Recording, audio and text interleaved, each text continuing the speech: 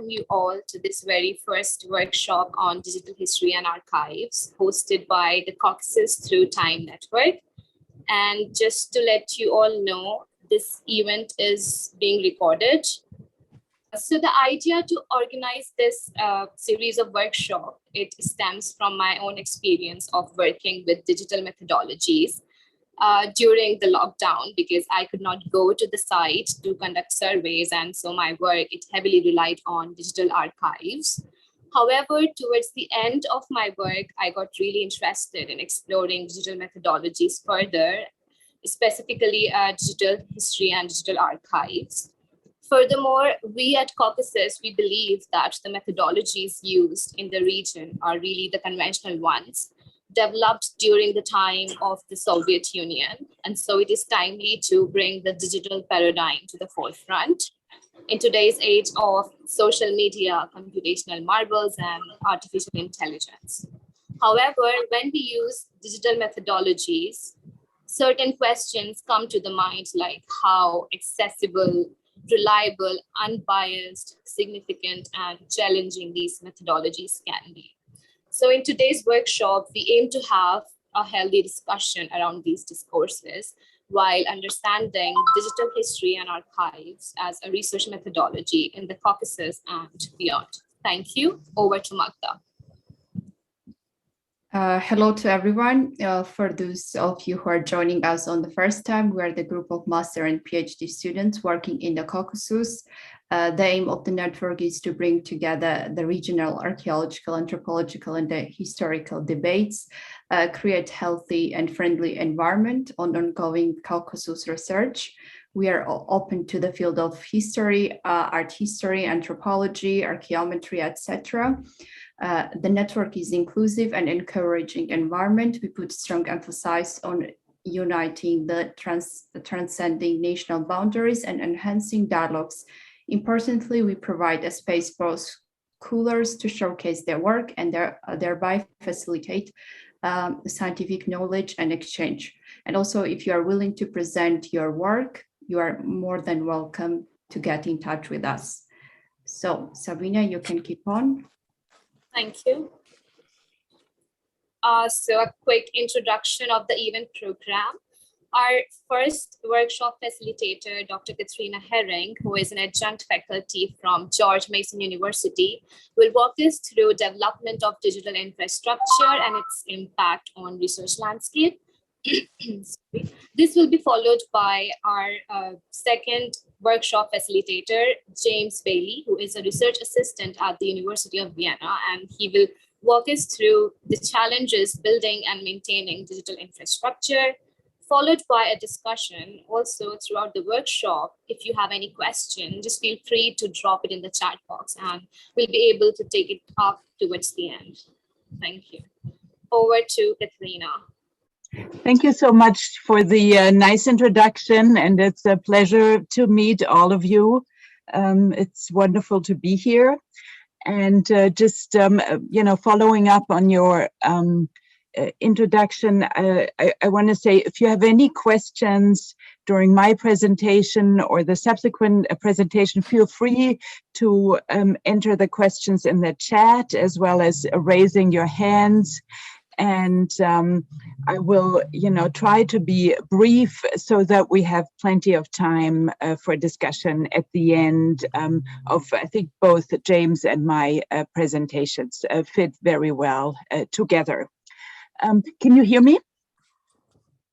Okay, very good. So I will begin. I will share my screen now. Can you see it? Not yet, huh?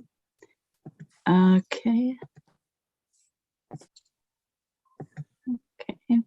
Now, right? Can you see it? We can see it. Okay. Yep, that's good. Okay, very good. Okay, very good. So, as Sabine has mentioned, I'm a historian. I'm also a trained archivist. I teach a course at George Mason University. I live in Washington, D.C., and at George Mason University is in Fairfax in Virginia, and I also work as a digital librarian at the German Historical Institute in Washington, D.C. on a digital source collection. And for a long time, I've been involved here, mostly based in the US, in international archival affairs. The Society of American Archivists has a section. It's called the International Archival Affairs section, and I used to be the chair. And there's also the International Council on Archives that you may know. It's based in Paris, and so the archivists have a very vibrant international infrastructure that always encouraged me. I'm honored to be here and to kick off this wonderful workshop series in collaboration with James and all of you. I have to tell you that I have never done any research on the Caucasus. I've never been to Armenia, to Georgia, to Azerbaijan, or to southern Russia. I've always wanted to go there, but I've never been there. And I'm not familiar with the region and the historiography and their archives at all. So I'm coming at this as a total outsider to the field. And I feel, I don't want to, act as an imposter, and I have to be honest. And I also have to say that I mostly have questions for all of you. And I really look forward to our discussion. I think your network I'm so heartened to see that you exist. I think it's an incredible structure. It's a sort of interdisciplinary, it's regional, it's welcoming. And I was so happy when Sabine contacted me. I think it's a really great thing. And I think this workshop series is wonderful. And I think it offers a lot of opportunity. So, and I'm, really approaching this workshop as a conversation with just mainly a couple of questions and observations. And down the road, I think there may be opportunities to follow up on quite a few of these issues, and maybe invite some colleagues from archives and libraries from the region as well. I think that might be really interesting. So as Sabine has mentioned, of course, the pandemic was really a game changer in terms of bringing archival access to the forefront. In the spring of 2020, the International Council on Archives launched for International Archives Week, launched a campaign that the archives are accessible.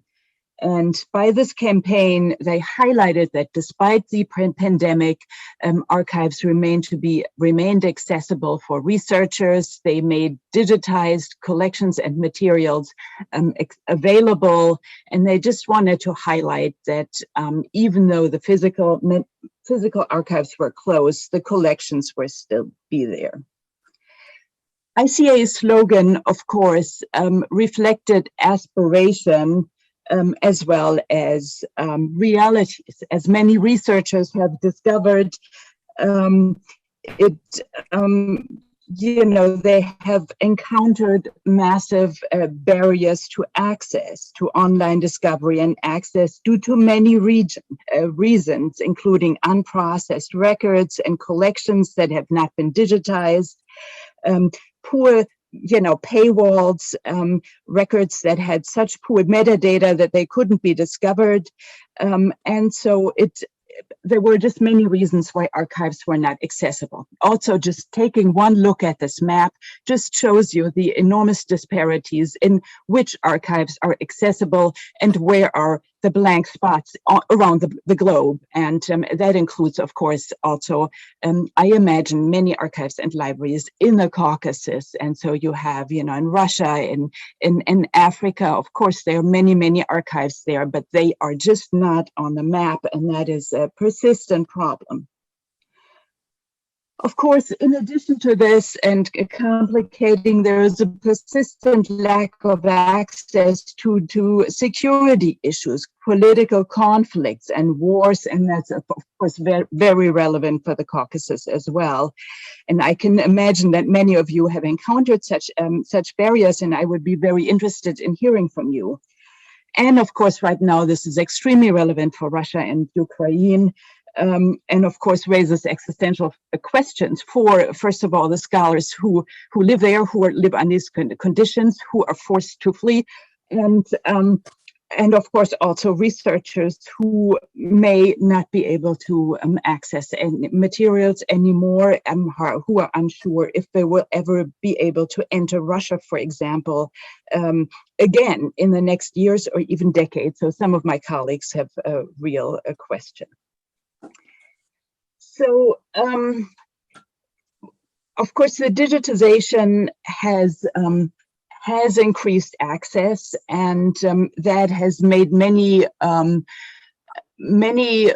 types of research possible and opened up many new avenues. Lara Putnam, she's a historian. She wrote a really good article. It's called the Transnational and the Text Searchable Digitized Sources and the Shadows They Cast. And she reflects about the new possibilities that are opened up by digitization, especially for transregional and transnational research. And she says, you know, these collections have really opened up completely new perspectives, and particularly enabled through keyword searches. But she also asked about what gets lost in this environment, what gets lost in the geographic focus, what gets lost if you don't do this type of focused fieldwork that was so complicated and expensive, but nonetheless so thorough. And I imagine many of you do this kind of fieldwork. What gets lost in this environment, and which questions do get lost, and what sources get lost, and what context gets lost. So this digital environment, as Sabine has mentioned, of course, it opens up enormous amounts of new sources, avenues, possibilities. There are many new tools that are developed, tools that help with the productivity, tools that help with the analysis, for example, of course, text mining and data visualization and geomapping, tools for presentation, and tools for sharing. But what exactly do these tools accomplish? And do they help with answering old questions? Do they help with raising new questions? And what kind of new perspectives and opportunities do they offer it? Last week, there was a conference at the German Historical Institute on the datafication of history, of the humanities, and it showed there was a cross-section of projects that were being presented, and it was really interesting, and it showed some of the opportunities. And I was sorry, James, you would have fit there very well. And it just showed what is possible, but it also highlighted some of the challenges. And some of the challenges are, of course, and some people were really honest, is the investment of time and labor really worth it? Isn't sometimes what you produce just a fancy way of answering old questions? And how much time do you spend with data cleanup, data entry, and producing these glitzy presentations, and really what's the outcome? So that is a fundamental question, and some people were quite frustrated after years and years of work, and not really knowing if it was worth it. So having these tools requires really a careful analysis at the beginning, what tools you want to use for what questions, and just make and calculate whether the time and labor is worth it. Possibly the greatest impact of course, the digital environment is, of course, the greater ability to disseminate and publicize existing research and, all kinds of repositories and databases, and increase the visibility at all levels of research, including white papers, which is really exciting. It also offers, of course, completely new infrastructures like your working group, opportunities for collaboration. But it also, of course, highlights persistent barriers and digital divides, barriers due to paywalls. I mean, many of my students encounter enormous barriers due to lack of skills and access to tools, barriers due to lack of internet access. And that's, of course, true in many parts of the United States where people have still very spotty access. And so you can't take it for granted. So there are opportunities and there are, of course, barriers, and you always have to be aware of who do you reach and who don't you reach, and in this global environment. One of the biggest challenges, of course, is the preservation of materials and the digital stewardship of both born digital and digitized collections and records. And there are threats at all levels. There are threats to the data that is being produced, and there are threats to collections, both born digital and digitized collections, including, for example, email archives. There are threats to publications, and there are threats to entire infrastructures. There must be,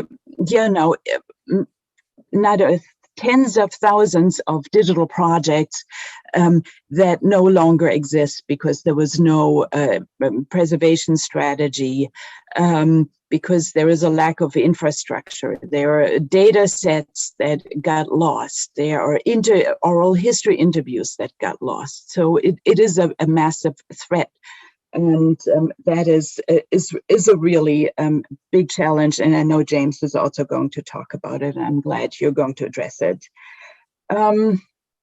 It's also a big problem because it's dealing with digital stewardship requires a paradigm shift for all of us, and that includes historians, because in the traditional world, you're used to preservation is something that happens after the fact. You collect the data, you analyze the data, and then at the end, somehow you archive something.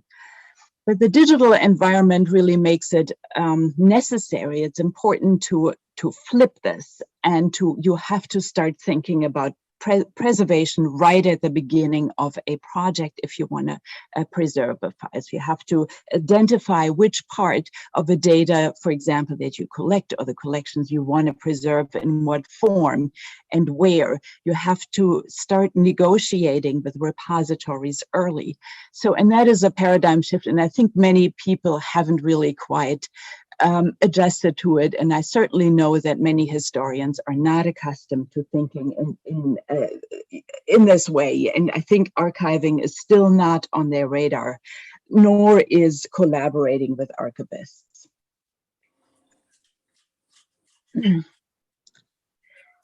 So, but of course, I think there are also many possibilities, and I think your network is a really fantastic collaboration and infrastructure to explore these possibilities. And I'm really curious to hear more. I know you are exploring finding possibly a data repository, and I think that's really important.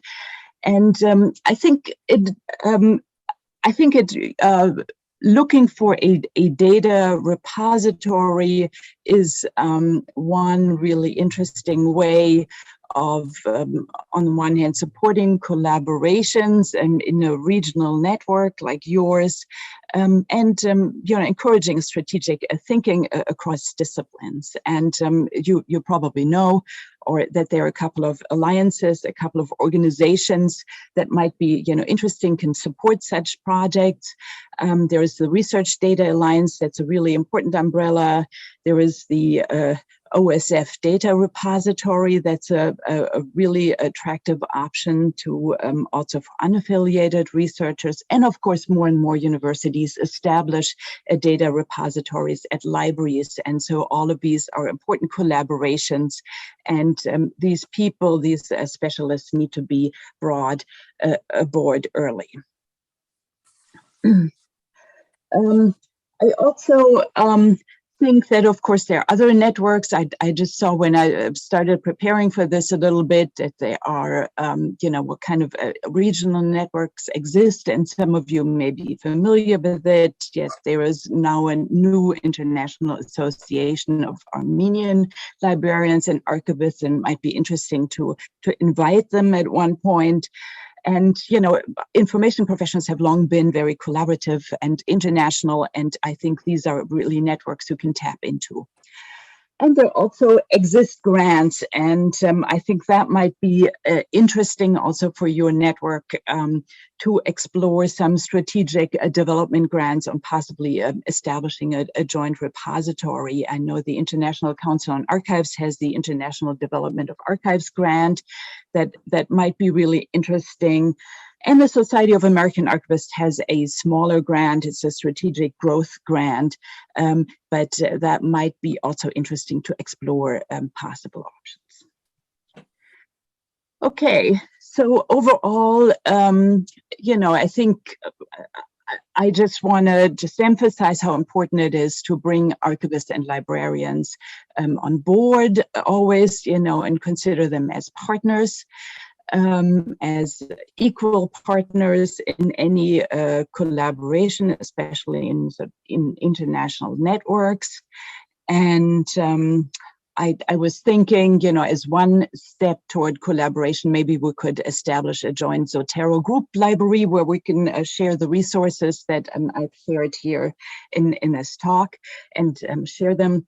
And I'm looking forward to your questions and comments after the presentation. And I'm really looking forward to James' presentation. Thank you.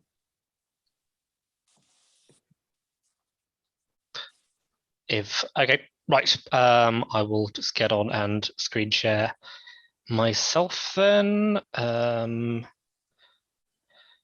we seeing that okay? Okay, great.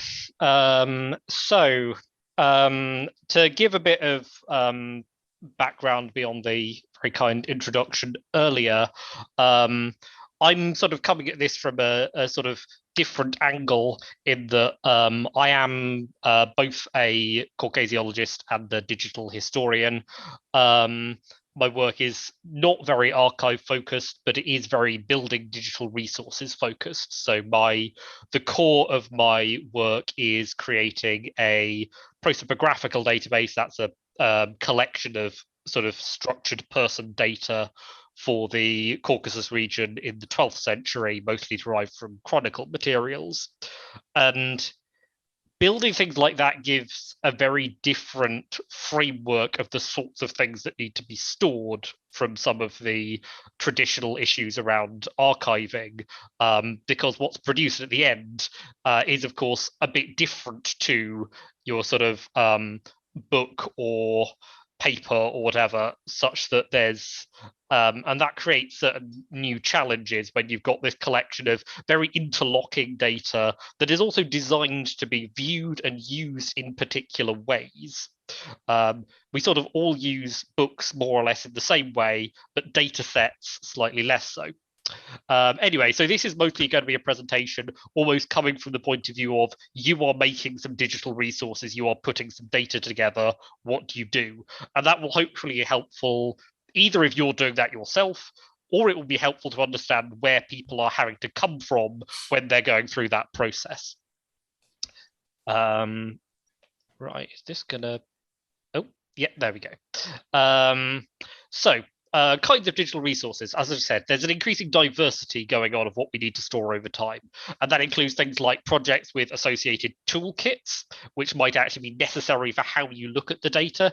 If the data has been designed to be put through particular algorithms or put into map formats in particular ways, that actually trying to keep that context with it is a particular challenge. And there's a lot more multimedia stuff going on. Katerina mentioned oral histories, for example, but also videos, lots more image data happening, GIS data, and so on. And that can make vast differences to the amount of storage space, etc. And the thing with the kind of toolkit side of it is that data structures and tools are part of the argument around the thing you're producing. If I create a set of data which includes people's ethnic identities in the Caucasus, then how I have assigned whether somebody gets the tag of being Georgian, Armenian, Azerbaijani, Turk, whatever, that structure is fundamentally part of my scholarly argument about what's going on. It's not just a flat piece of data. And so it needs to be handled quite carefully when it comes to a data structure system to make sure that that context of the arguments I'm making around it isn't lost when it's just dumped into a data set somewhere. Similarly, tools and algorithms can contain logical processes which are themselves an argument about how the world works.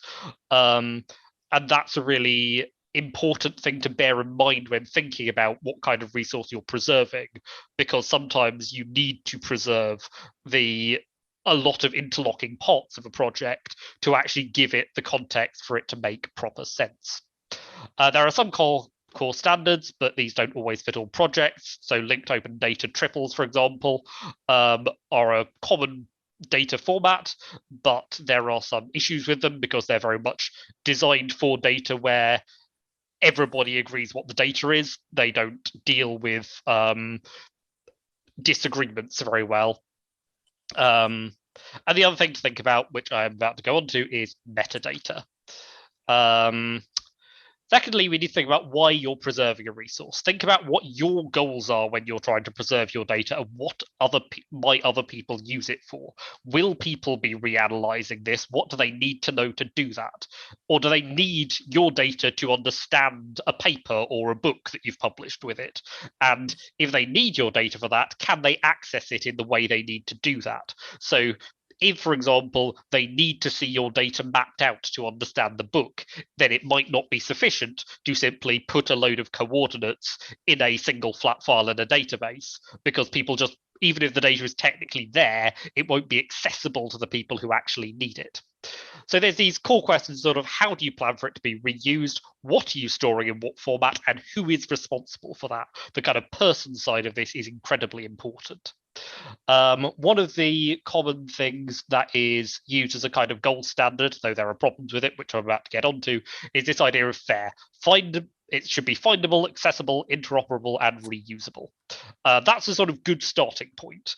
And there's a whole kind of website and setup around the FAIR principles, which I've put the link to there. I can share this presentation when we're done. So moving on from that, and we'll kind of come back to those in a minute, metadata. For those unfamiliar, metadata is data about data. So that includes the structure of your database, the provenance, where's your data come from, also data authorship. In humanities context, this can be really important. So it's often easy to think that, data is data, and if you, for example, have some archaeological data, then as long as you can be sure that, it was done as part of a reasonably well done dig, then precisely who catalogued which bit of, which coin might not be feel like the most important thing in the world. But when it comes to other bits of humanities data, like, to go back to my earlier example, who assigned a particular ethnic marker to a person in a database, then that is an authorship question that can be, very much contested as part of the academic discussion. And so you need that metadata in there. And also, very importantly, scope. If you have a data set, people need to know what's in it and what isn't in it. And that's a really important thing to ensure you have nailed down in an accessible way for people. And useful metadata has to be accessible metadata. It existing is good, but people need to be able to read it and find it wherever it is. And also, alongside metadata, you need to consider documentation. And people may need to understand the processes by which the data were put together in order to be able to do anything with them. So, and this sort of stuff sounds very basic, and it is, but you wouldn't believe how many projects end up getting published or dumping a data set somewhere with no documentation and poor metadata, and you then just lose potentially so much that the data loses its purpose for that it was theoretically kept for, because you don't have the tools you need for a future academic to reconsider what's been put down there. And so when we're coming on to that data reuse issue, think about how it will be reused, what processes can it be reused for, and what are the problems that might be faced? Particularly, are there reasons to not reuse data? Data reuse is not always a perfectly good natural thing. So for example, the data, for example, in my database, the data is a single reading. It is my interpretation. You can't just dump my data into a bigger data set and assume it will all be the same, because then you have essentially chunks of one scholar's interpretation just glued onto chunks of another scholar's interpretation in a way that you would never do if you were writing a book, and you shouldn't do it when you're trying to put data sets together. So it's important to be cautious about some things like that. If one person has one system for, categorizing individuals or objects or whatever, and somebody has a very different system, if you're looking at somebody who has the very strong view that there was only one Alan Polity in the Middle Ages versus somebody who's sure that there were two and has catalogued things consequently, those two data sets might not mix well because the interpretations that build them are fundamentally different. Also, data protection and privacy concerns are particularly important if you're doing anything more modern, but also cultural concerns about data storage. So if, for example, you're dealing with anything that involves, ethnically and culturally sensitive work, if you're dealing with anything that involves things like human remains, it's important to ask the questions about, should you always be putting this data out there, or is it important to maintain some privacy? Do you have consent from relevant people not to just to put it out there if that's what you want to do? And also obviously think about what standards already exist, and there are plenty of standards out there, but bear in mind that they might not always be correct for your project. And this brings us on to interoperability. It's a very advantageous thing. You can exchange knowledge, build bigger data sets, you get more analytical power from organizing them together, but there are these pitfalls. To go back to that question of different categorizations, are the data you're putting together really talking about the same things if you want to sum them together into a bigger data set or put them into a shared format? And if they're not really talking about the same things, then actually maybe you can't, and that's okay. And the example I always use for this is that my database and the relatively similar looking prosopography of the Byzantine world both have sets of data about persons that have things like birth dates, death dates. They look like they're quite similar, but actually they're doing quite fundamentally different things when you look at the documentation and you look at the data structures, because the prosopography of the Byzantine world is a database of source claims about people. If something is in there, all it means, and the only thing it means, is we have a medieval source that claims this is true about this person. And if there isn't a medieval source that says it, it's not in there. My database, while it has a lot of the same sorts of things in it, is a single reading of what I think is the case based on the medieval sources. And it's making a fundamentally different claim about the sort of truth claim of the data. And so it'd be very important not to just try and glue those data sets together. And interoperability would lead to junk analysis. With any digital analysis, if you put junk in, you will get junk out. And that's very important when considering data preservation, because you need to flag things up to people in that regard. Then there are your practicalities. What are your file formats? How much data? Can you put subsets of your data to other projects? So if you've got some location data, are there gazetteer projects you could contribute that to? So there's that side of things that's worth considering. Do you need interfaces, tools, algorithms? We went through that a bit earlier. Licenses and any requirements you will put on reuse of data, that's worth thinking about. And also, when you're storing data, are mirrors possible? Katharina very correctly talked about, getting things into archives, and I'm about to have a slide on that, but also don't feel that it is necessarily the gold standard just to put it in an archive somewhere. If you can put your data in multiple places, that's better. One of the sort of general preservation issues, if you published a book, you wouldn't just put it in one library and think that that was hopefully going to be fine if you actually want it to be stored properly. And the same is true of digital data. You want it in multiple repositories if that's at all possible. And you might need to, for example, have different versions. You might have one site that's really got your full bells and whistles front-end interface that people can use to actually browse your data properly.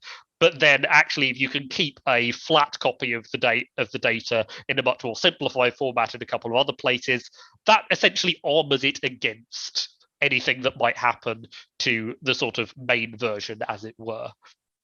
And this links on to the issue of sustainability. It's often not well taken into account into project funding. That's not necessarily something we can always influence as historians, but it's something we need to bear in mind.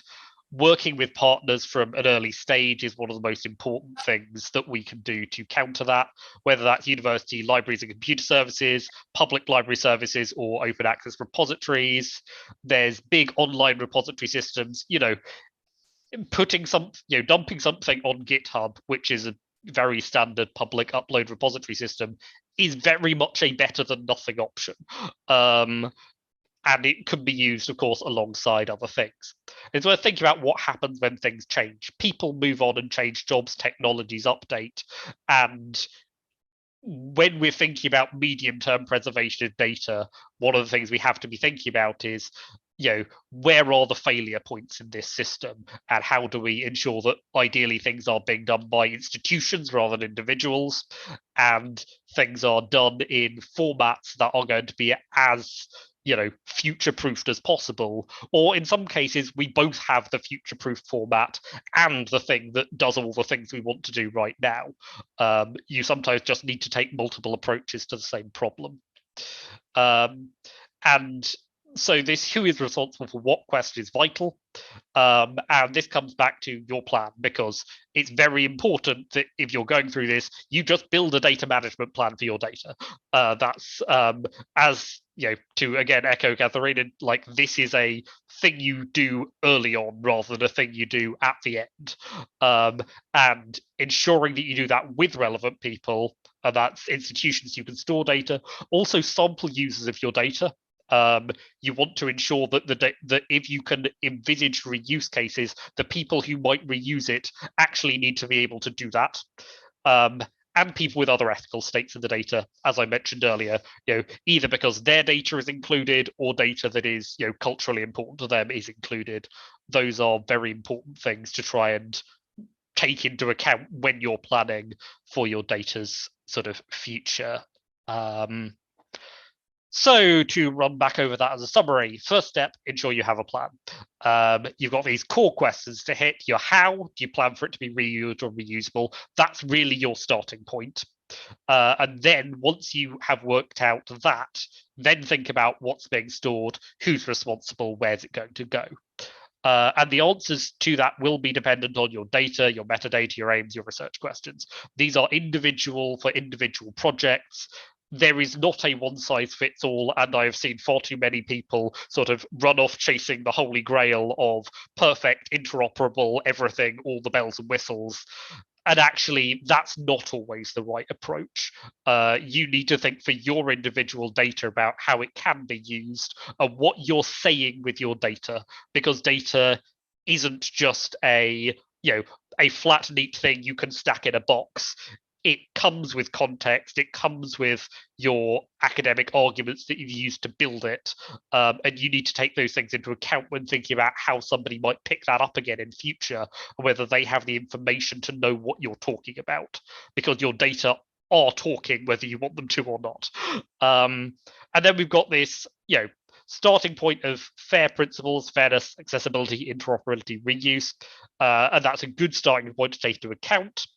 But not all data are reusable or interoperable, and that's okay. The thing that is always vital is making sure that the future user knows what's going on, and that's a metadata and a documentation problem. And the second thing that I think is always vital, and I think possibly one of the biggest takeaways from both of our presentations today, are people and institutions, and getting them on board and keeping them on board is vital and completely the crucial element in sustainability of data. And I think that is pretty much it from me. So yeah, I'll be very happy to answer any questions. I've sort of gone a bit more on the production of resources angle with that, but I'm happy to talk about sort of my own digital history project, and whether there's anything around that people want to ask in questions. I'm certainly very happy to put a link up or something to this presentation somewhere after the session.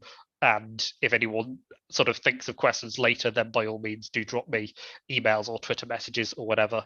And I'm very happy to have a chat. And with that, I believe we are on to questions. I was probably talking a bit fast there, so so in case if anyone has any questions, just feel free to unmute yourself and ask the workshop facilitators. And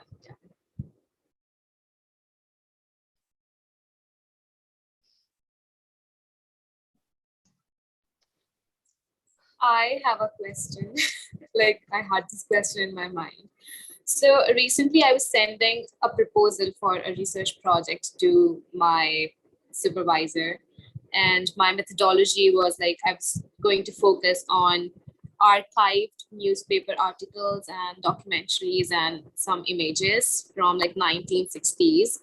And the intent was to, go through this material and understand the emotional dynamics of the people and sort of capture those, from that time. And I felt that because focusing on newspaper articles, I can actually get the immediate reactions of the people there. But then my supervisor was like, its impact will be less if you don't go to the site. And my site is basically a fragile zone, so it is not really safe to go to the site and conduct surveys with the communities there. So I was like, because the whole intent was to understand the emotional dynamics in a particular time space continuum. So like, how should I approach that, or what would you suggest regarding that?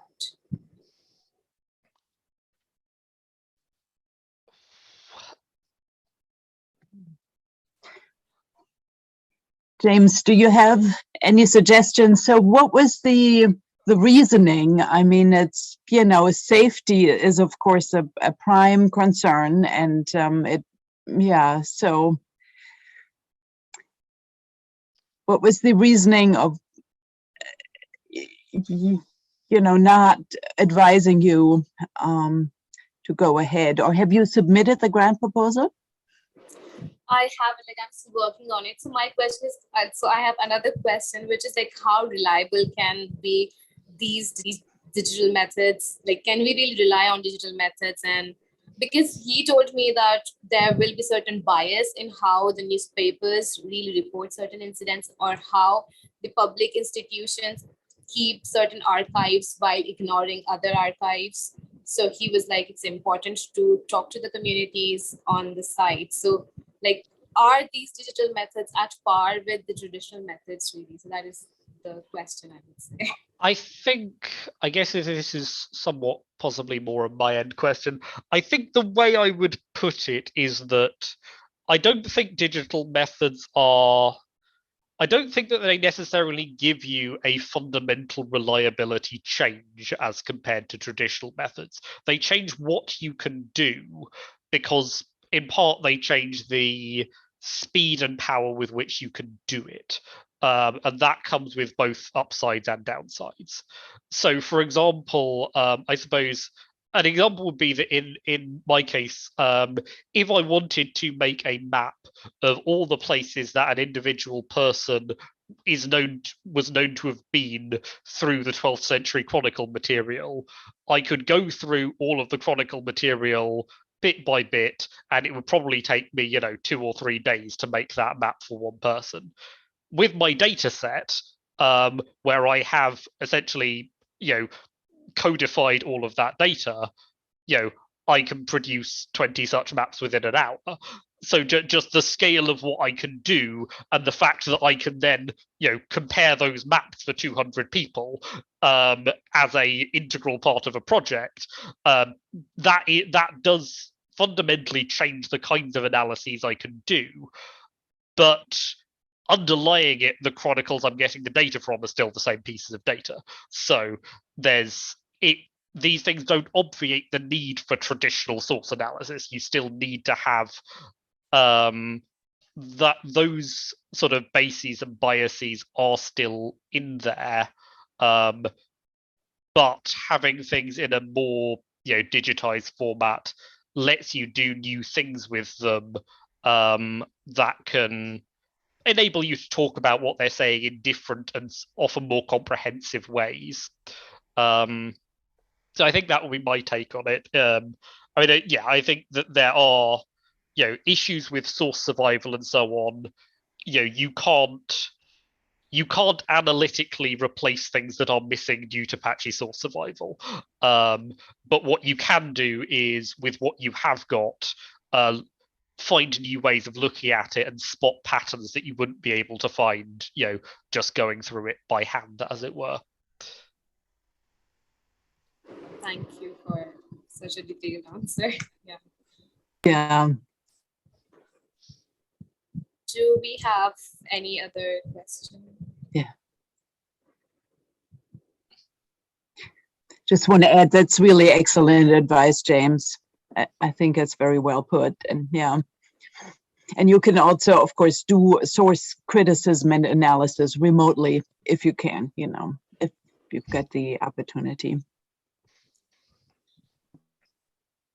So in case if we do not have more questions,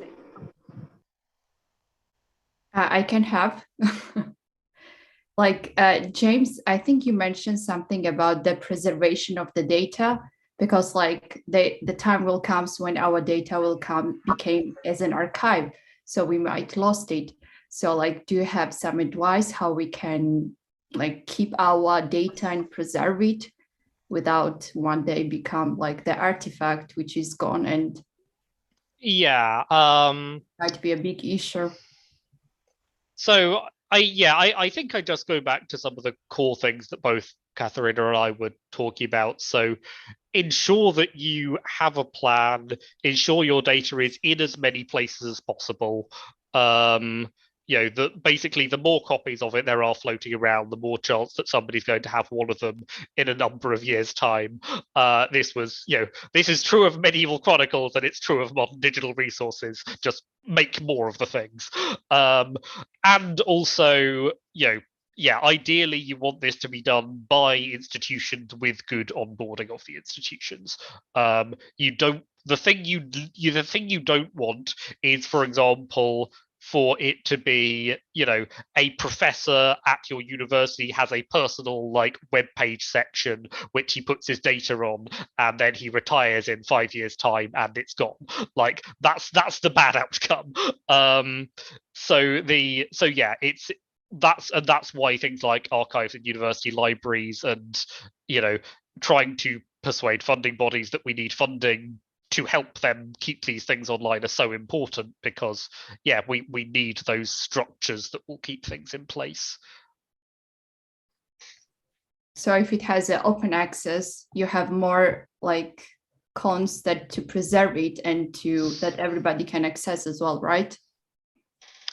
Yeah, I think open access is generally ideal. I think the only cases where you don't want to keep data in a very open access all over the place way are when there is some sensitivity in the data. And I think it's also important wherever you put it that you do try and keep the interpretative stuff with it. So you don't want to say, if you've got your data and your metadata and your documentation, they need to stay as a package wherever you're putting it, because what you don't want again is somebody effectively like copying all your data into a very simplified format and just losing all of the things that they needed to understand where you were coming from.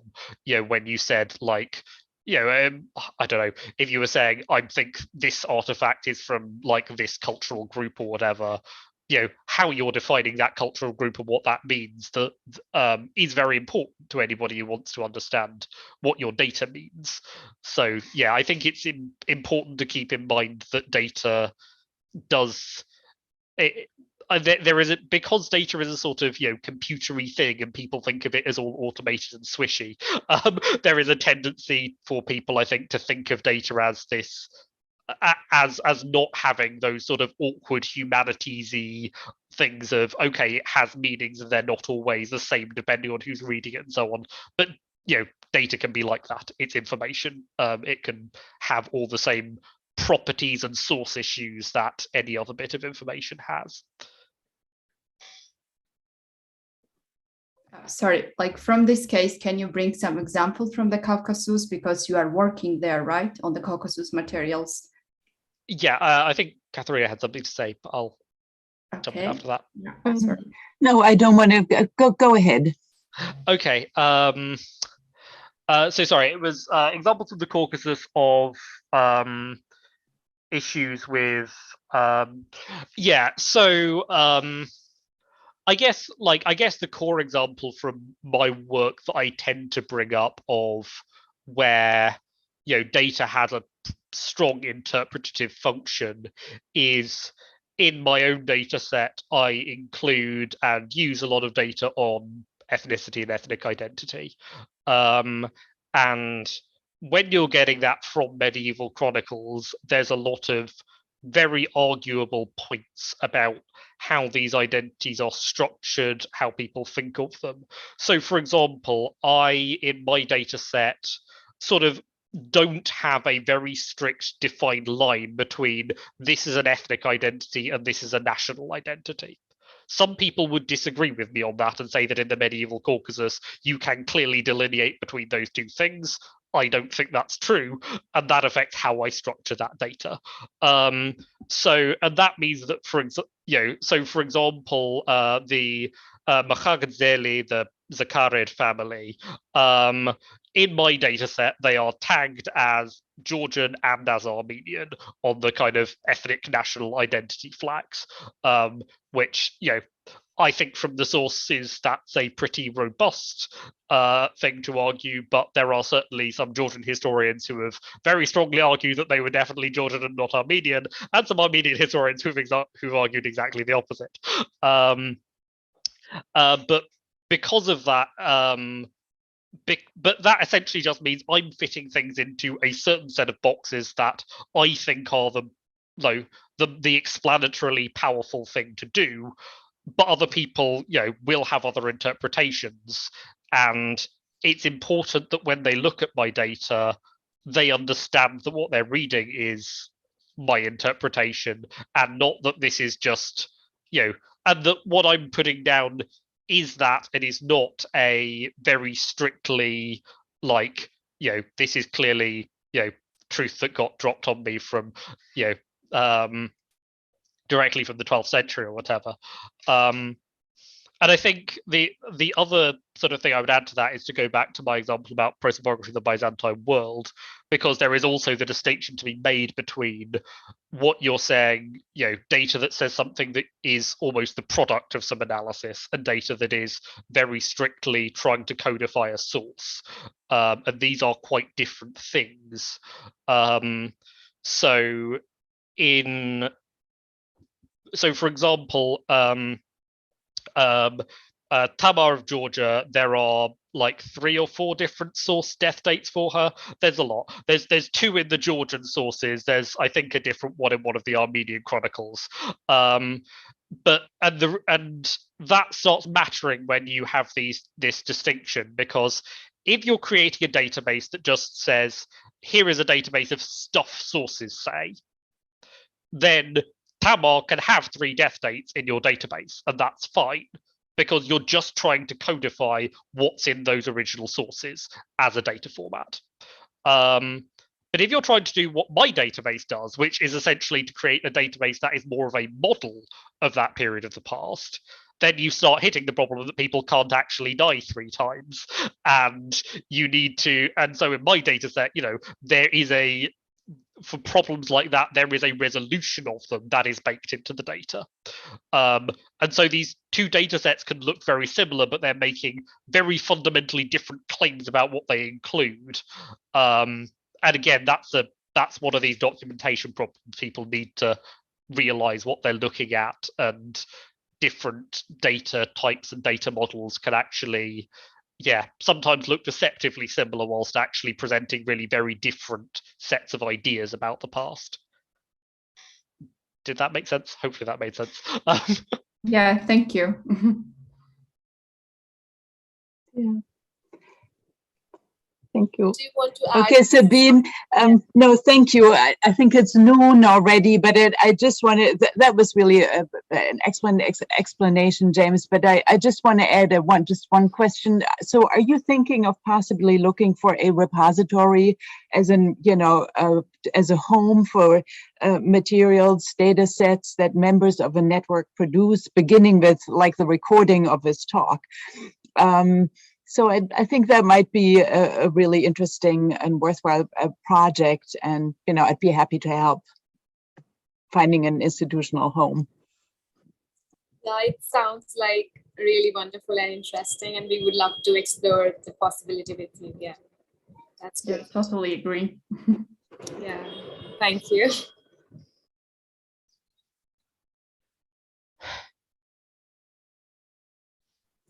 Okay, so if we do not have more questions, then I think that's a wrap for today's workshop.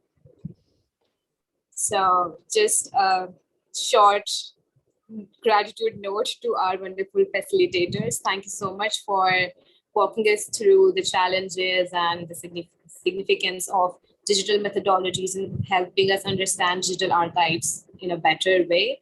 Also, we are thankful to everyone who joined us today, and thank you so much. Also, this workshop is the first workshop in a series of workshops, so just keep an eye on the future workshops that we're going to organize on digital methodologies in the Caucasus region and beyond. Yeah. Thank you so much. Thank you. Okay. Bye-bye. Okay. Bye-bye. Thank you. Bye-bye. Bye. Thanks.